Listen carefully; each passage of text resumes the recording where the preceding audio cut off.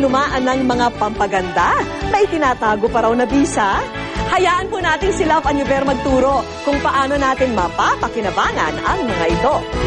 Makinis na kutis, malalambot na mga labi, at nakasisilaw ng ngiti. Pagdating sa pagpapabeauty, tayo mga Pinay, di nagpapahuli kung ano-anong mga produkto ang ating sinusubukan para mapaangat ang ating kagandahan. Pero paano na kung ang ginagamit mo mga pampaganda expired? Ay, Mami! Ako, ano yung tinatapon mo?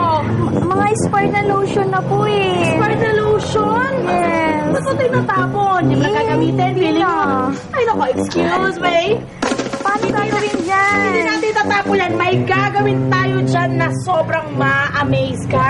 At basta magic. Let's go it.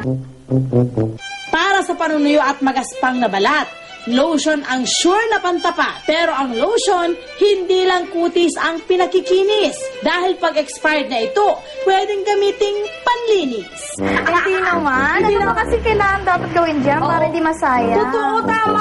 Para hindi masaya. Alam mo itong mga itong mga muebles talaga eh. Yung mga kahoy-kahoy, yung mga kagaya itong hagdan mo. Tsaka yung kung meron kang sofa na may mga kahoy, ang magagawin niya, parang pakikintabing niya.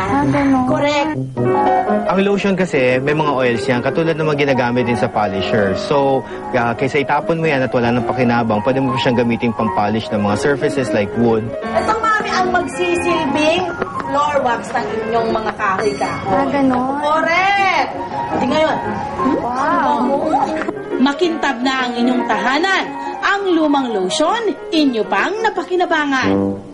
Kung problema naman ang mga tools na nangangalawang, ayan, Mama Dorma, ano itong mga gamit na to? Para mga sira, ano na, may mga kalawang. Tapos na mga kalawang ng asawa ko, isayan naman itapon, bibili ka pa ng bago. To the rescue naman dito ang expired na hair conditioner nyo.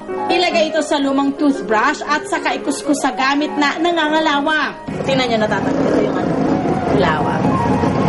Diba? Ay, ano? Pagkatapos, punasan ito ng tuyong basahan. So, yung conditioner na ginagamit natin, of course, medyo acidic yan. So, nakakatulong yan kasi since acidic nga siya at hindi masyadong harsh, kasi mild lang yung pagiging acid niya, nakakatanggal talaga siya ng kalawang. Wow! Ang cool! Ang expired nyong toothpaste, meron pang ipupuga. Ilagay ito sa lumang toothbrush. Pagkasawsaw sa tubig, saka ito kuskusin sa nanlilimahid na mga tiles. Ang dumi, hihiwalay na sa inyong sahig. Key ingredients ng toothpaste is sodium bicarbonate o yung baking soda, which is naturally nakakaputi talaga. So any surface, especially pag puti yung surface, mas madaling malinisan using toothpaste. Kahit expired na ito, yung sodium bicarbonate niya, nagagamit pa rin ng tama. Ay! Mother! Ay, naku, yung mga anak ko, hawak kasi ng hawak dyan, mga fingerprints. Oo, ang daming mga dumi. Dinidikit. Siguro, naku, madali lang yan, Mommy. Kailangan lang natin dyan ay mga expired yung powder. Maglagay lang ng pulbos sa tuyong basahan at ipunas ito sa salamin. Pero natatanggal. Yung mga candy. Ano naman to? Di ba kasi ayan, may ano siya. So, yung talcum powder o yung ginagamit natin baby powder, mabilis mag-absorb ng moisture yon.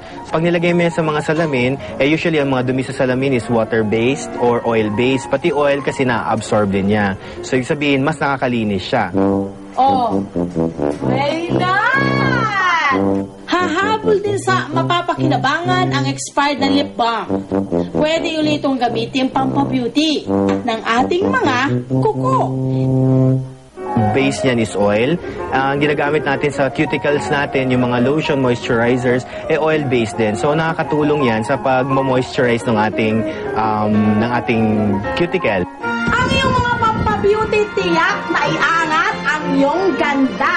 Pero kung alam mo ang mga nakatago itong galing, naku tiyak, ang iyong bonsai mag-blooming. Diba?